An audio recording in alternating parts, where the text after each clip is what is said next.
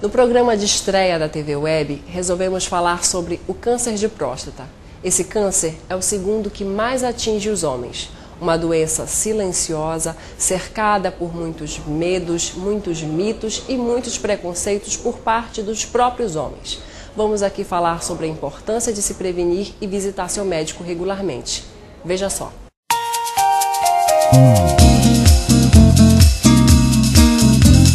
E para falar sobre o câncer de próstata, nós convidamos o Dr. José Luiz Amorim de Carvalho, médico oncologista, para falar conosco.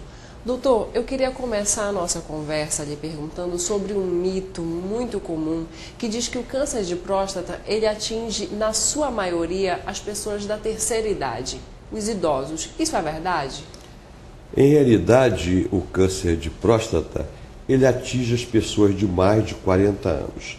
A experiência clínica mostra que os nossos pacientes, particularmente do serviço público, onde os encontramos em grande quantidade, a ponto de, para cada 20 pacientes que nós atendemos no serviço público, 8 são de câncer de próstata. E a imensa maioria desses 8 são pessoas com mais de 40 anos. Em realidade, as pesquisas pós-mortem em pacientes com 90 anos ou mais demonstram que esses pacientes todos, apesar de assintomáticos, são pacientes portadores de câncer de próstata. É uma doença degenerativa mais própria da terceira idade.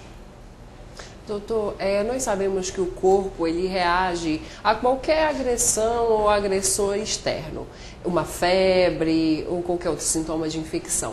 Para o câncer, quais são os sintomas que já devem alertar o homem que pode ter alguma coisa errada no caso da próstata?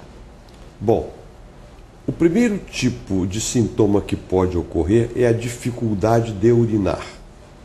Em segundo lugar, pode acontecer sangue na urina, a chamada hematúria. Mas essa doença é muito silenciosa. Pode ocorrer que nada disso seja encontrado no paciente, mas ele já seja acometido de dores ósseas intensas, que denotam a presença de metástases ósseas, que é para onde a doença da próstata tende a correr. Nós já sabemos que o câncer de próstata ele incide sim sobre uma grande maioria da maioridade, mas o homem de 20 a 25 anos, quais são as medidas que ele pode ter para prevenir o câncer de próstata? Existe um processo de um tabu, onde os homens não querem ir ao médico para fazer o toque da próstata. E vergonha não é você fazer o toque da próstata, vergonha é você fazer o exame que pode salvar a sua vida, ou não fazer o exame que pode salvar a sua vida. De modo que os homens de 20 anos, de 30 anos, têm que ser já educados, têm que ser instruídos, para que quando atinjam a idade de 40 anos, se disciplinem para que a cada ano vão ao médico para fazer o seu exame anual. Uma grande forma dos homens fugirem do exame de toque prostático é recorrer ao exame de sangue de laboratório, o PSA. E eles acabam acreditando que só esse exame é capaz de definir se existe ou não um câncer. Isso é verdade? Só esse exame garante a segurança? Isto não é verdade, até porque diversas formas de câncer de próstata são tão indiferenciados que não produzem PSA. E aí o paciente está acometido do câncer, já tem a sua metástase e o PSA se encontra muito baixo. De modo que nada vai substituir o exame realizado por médico experiente em urologia em câncer de próstata. Um outro grande mito é a questão da vida sexual ativa para o homem. O senso comum diz que o homem que tem uma vida sexual muito ativa, com muitas parceiras, ele está mais predisposto a desenvolver um câncer de próstata. Doutor, isso é verdade? Nós não temos a noção exata de sua origem. E, por este motivo, isso que você está falando, as coisas não funcionam bem assim. o homem ele identificou que existe um problema da próstata, existe um câncer e ele precisa fazer o tratamento. Como é realizado o tratamento para o câncer de próstata hoje? Bom, diversas são as formas de tratamento. Para os tumores iniciais, e aí já vai o diagnóstico, tem que ser feito de maneira muito correta, com o screening ósseo, com a localização do tumor de próstata, para que se possa decidir. No caso de tumores menores, está indicada a cirurgia, a prostatectomia radical. Outras formas de tratamento também são viáveis, como a radioterapia, sempre induzida pelo tratamento hormonal.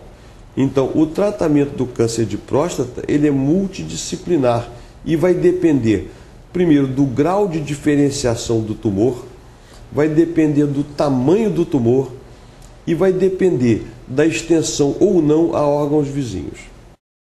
Como fica a qualidade de vida? Essa é uma preocupação muito grande da pessoa que descobre o câncer e entra em tratamento ou rádio ou quimioterapia.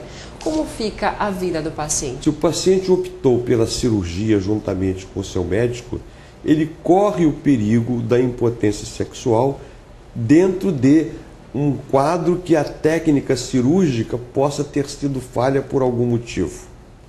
Se ele optou pela radioterapia, o sofrimento dele é menor. Isto porque será verificado apenas durante o tratamento radioterápico. Se ele optou pelo tratamento hormonal, ele ficará certamente impotente durante o tratamento hormonal. No entanto, as orientações da psicologia médica e da equipe multidisciplinar, hoje em dia, dão a esses pacientes um convívio muito bom e uma qualidade de vida excelente. Basta que o diagnóstico seja realizado em tumores iniciais. Por quê? Quando o diagnóstico já é realizado em tumor que é metastático, a coisa fica mais difícil. Então, doutor, a questão da impotência, que também é uma grande preocupação para o homem com o diagnóstico de câncer de próstata, ela não é obrigatória. Não é obrigatória, tá? E quase que inexiste com as novas técnicas de tratamento que estamos implantando ou que já estão implantadas. De modo que nós temos apenas que escolher que tipo de tratamento e qual o período que o paciente irá ficar impotente. Vamos dar um exemplo claro. O paciente que tem um tumor muito pequeno, mas que apresenta um PSA elevado, tipo 17 ou 18. A indicação neste caso é a radioterapia. Só que para se fazer a radioterapia se procura reduzir o tumor. A redução do tumor é feita através do tratamento hormonal. E o tratamento hormonal induz a impotência sexual durante 4 meses. Então, cada caso tem que ser figurado dentro do contexto do tumor ou maior ou menor, ou mais diferenciado ou menos diferenciado, com PSA elevado, com PSA baixo, com metástase ou sem metástase. Então, diversas são as situações. Doutor, agora para o homem que está vivendo essa situação do câncer de próstata ou que possa ter alguma dúvida, que profissional ele deve recorrer para sanar todas essas dúvidas? Que o homem que já tem diagnosticado o câncer de próstata irá passar inicialmente pelo urologista para se verificar a situação local da enfermidade. Posteriormente passa pelo oncologista clínico para que se possa ser feita a determinação do tratamento a ser iniciado e seguido posteriormente. Mas o que a gente vê hoje, que o resultado melhor é sempre com a equipe multidisciplinar. Nós não podemos prescindir da enfermagem oncológica, da psicologia médica, do médico oncologista, do médico urologista, enfim. Toda essa equipe é importante no tratamento do câncer de próstata. Essa é a TV Web Oncológica, que você também pode participar, enviando a sua dúvida ou sugestão para este e-mail. Lembrando que as nossas informações não substituem a sua visita ao médico especialista. Até a próxima!